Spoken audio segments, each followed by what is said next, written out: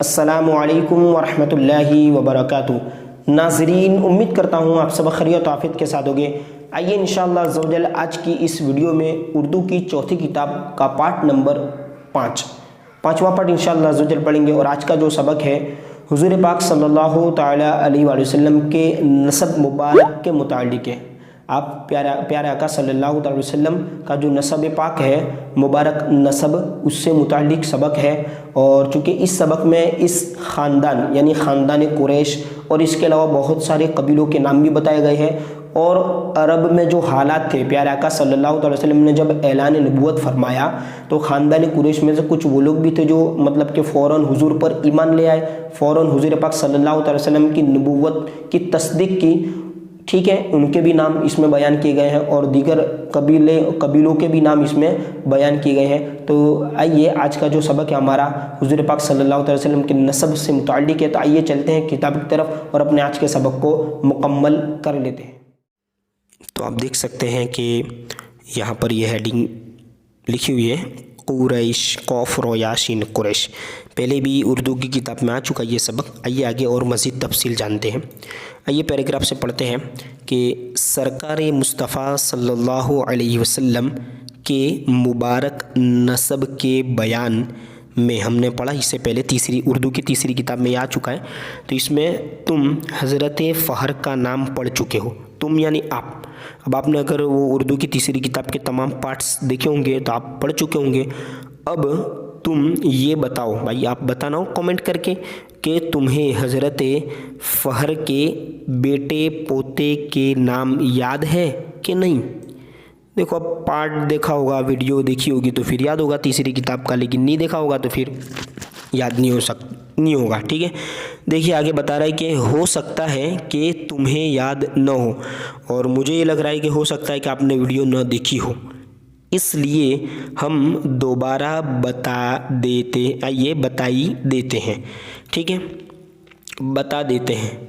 तो अब आपको भी दोबारा वीडियो देखनी पड़ेगी, पुरानी वीडियो वापस तो मैं दोबारा बना नहीं सकता। देखिए, तो हज़रत फ़हर के साहिबजादे का नाम हज़रत गालिब और पोते का नाम लुवा और परपोते का नाम हज़रत काब है।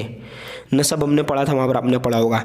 मक्का वाले हज़रत फ़हर को कुरैश के नाम से याद करते थे। ठीक है, बात यह है कि अरबी ज़बान में कुरैश समंदर की उस मछली का नाम है जो दूसरे समुद्री जानवरों से ज़ोर और ताकत में बढ़कर होती है, यानी पावरफुल होती है।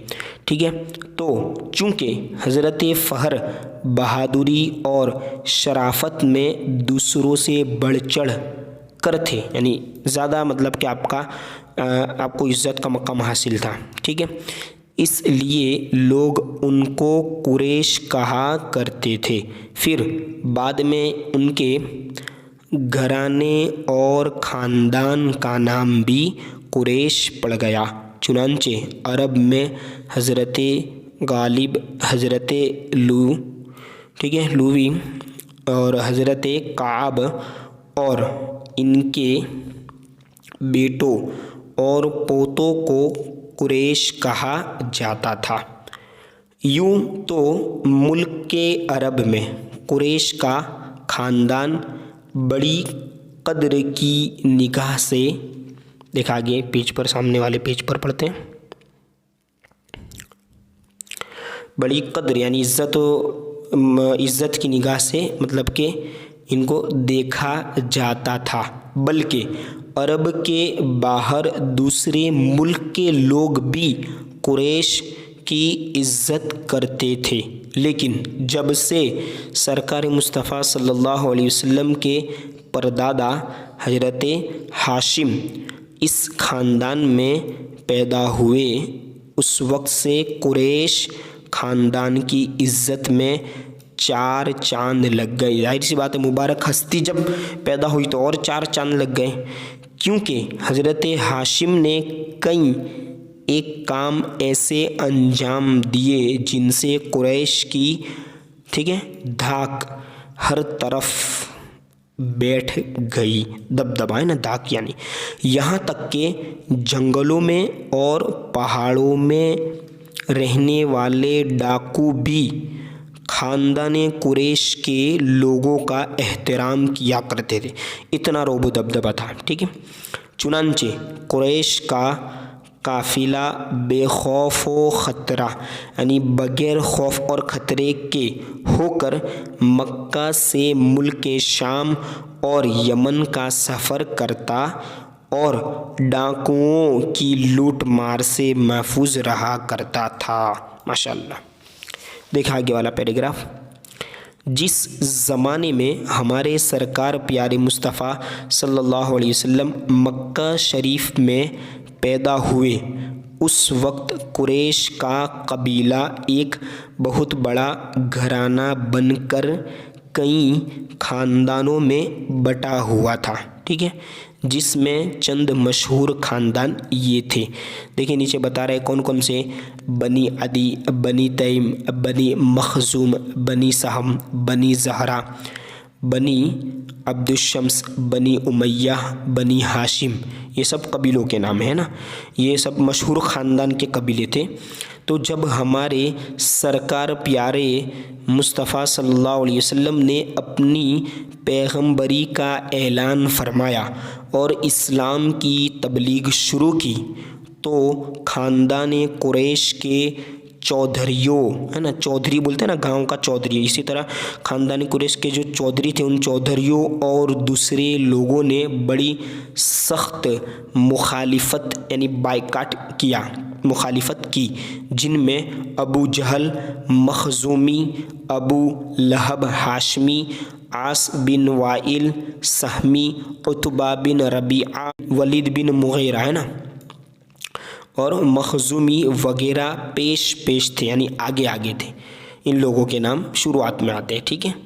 इसी तरह और इनमें सबसे बड़ा शैतान अबू जहल था, सबसे बड़ा शैतान ये अबू जहल था। इसी के उकसाने पर, उकसाना तैयार करना, उकसाने पर कुरैशी, आइए आगे पेज निकाल लेते हैं। PDF फाइल में थोड़ा तो मतलब मामला रहता ही है। देखिए क्या पढ़ा था। कुरैशी काफिरों और मुसलमानों के दरमियान मैदान बद्र में जंग हुई। कुरैश का लश्कर 1000 का था और हुजूर सल्लल्लाहु अलैहि वसल्लम के सहाबा, हुजूर के साथी सिर्फ 313 थे। आपने सुना होगा, बहुत ही मशहूर वाक़या है। इसी तरह आगे लड़ाई हुई और घुमसान की हुई, यानी एकदम ज़ोरदार लड़ाई हुई। हुजूर की बरकत से अल्लाह ताला ने मुसलमानों को फतह दी यानी जीत अता फरमाई। कुरैश के बड़े बड़े सरदार और बहादुर मुसलमानों के हाथ से मारे गए, ठीक है। अबू जहल भी कत्ल होकर जहन्नम रसीद हुआ यानी जहन्नम में पहुंच गया। कत्ल होने वाले काफिरों की तादाद 70 थी और 70 गिरफ्तार हुए। बाकी काफिर मैदान छोड़कर भाग निकले यानी डर गए, जाहिर सी बात है, हिम्मत थी नहीं फिर। इस जंग से कुरैश का जो जोर था वो टूट गया यानी कॉन्फिडेंस टूट गया और उनकी अहमियत क्या हो गई, पस्त हो गई, यानी अब उनको कम दर्जे में मतलब के शुमार करने जाने लगा। देखिए आगे। ख़ानदान कुरैश में बहुत से खुश नसीब हजरात भी गुज़रे हैं। कुछ तो ऐसे जो ऊपर बयान किए गए मतलब, लेकिन अब कुछ खुश नसीब हजरात भी हैं। आइए उनको सुनते हैं कि जिन्होंने सहाबी होने की इज़्ज़त हासिल की है। सहाबी यानी जिसने हुजूर को ईमान की हालत में देखा और ईमान ही पर उसका खातिमा हो, उसको सहाबा कहते हैं ना। तो ये जो सहाबी थे उन्होंने सहाबी की इज़्ज़त हासिल की है। उनमें बाज़ तो वो हैं जिन्होंने सहाबी होने की इज़्ज़त हासिल की है, ठीक है। उनमें बाज़ तो वो हैं जो हुजूर, बाज़ माने कुछ, ठीक है, जो हुजूर अक़दस सल्लल्लाहु अलैहि वसल्लम की नबुव्वत की ख़बर सुनते ही फ़ौरन मुसलमान हो गए और उन्होंने बेचूचरा यानी बगैर इस पर कुछ अपनी राय पेश किए, चूँ चरा माने कुछ भी, क्यों, क्या, फलाना ढिकी, कुछ भी ऐसा नहीं, बेचूँ चरा हुजूर की गुलामी कबूल कर ली। जैसे सैयदना अबू बकर सिद्दीक रदियल्लाहु ताला अन्हु, हज़रत मौला अली हाशमी रदियल्लाहु ताला अन्हु, हज़रत उस्मान गनी, ठीक है, उस्मान गनी उम्मी रदियल्लाहु ताला अन्हु। ये आखिर में जिस ख़ानदान से उनका ताल्लुक़ था वही आखिर में निस्बत की जा रही है। हज़रत अब्दुर्रहमान बिन औफ ज़ोहरी रदियल्लाहु ताला अन्हु और हज़रत साद बिन अबी वक्कास ज़ोहरी रदियल्लाहु ताला अन्हु। और बाज़ हज़रात हैं जिन्होंने पहले तो साल यानी कई सालों तक मुसलसल यानी लगातार हुजूर पाक सल्लल्लाहु अलैहि वसल्लम से टक्कर ली यानी मुखालिफत की, लेकिन फिर गुलामी में दाखिल होकर जानिसार सहाबी हो गए। आइए लास्ट पेज पढ़ लेते हैं। मसलन अब कौन से ऐसे थे जो जानिसार सहाबी हो गए? मिसाल के तौर पर यानी बता रहे कि हज़रत अबू सुफियान बिन हर्ब उमवी रदियल्लाहु ताला अन्हु, इसी तरह हज़रत उमर बिन आस सहमी रदियल्लाहु ताला अन्हु, हज़रत खालिद बिन वलीद मखज़ूमी रदियल्लाहु ताला अन्हु, और रहे हज़रत उमर फ़ारूक आज़म अदवी रदियल्लाहु ताला अन्हु। तो आपने शुरू में ज़रूर मुखालिफत की थी, लेकिन जल्द ही प्यारे मुस्तफ़ा सल्लल्लाहु अलैहि वसल्लम की गुलामी इख्तियार कर यानी उनके गुलामी में आ कर के शैदाई बन गए यानी सिपाही बन गए। ठीक है, देखिए एक बात यहाँ पर बता दूँ मैं लास्ट मश्क में जो है, किसी चीज़ से ताल्लुक़ और लगाव ज़ाहिर करने के लिए याय निस्बती आती है। मसलन कानपुर एक शहर है, जब तुम लफ्ज़ कानपुर के आखिर में याय निस्बती जोड़ कर मतलब कि पुकारो तो कहो तो क्या कहोगे? उसका माने ये होगा कानपुरी। अगर हम कहेंगे तो कानपुर का रहने वाला। इसी तरह यूँ कह लीजिएगा अगर मैं गुजराती हूँ तो गुजरात का रहने वाला। तो ये जो या निस्बती लास्ट में आती है वो उसकी निस्बत और लगाव पैदा करने के लिए ये आती है। ठीक है, फिर बता रहे कि जिस लफ्ज़ में या निस्बती लगती है उसे मंसूब कहते हैं।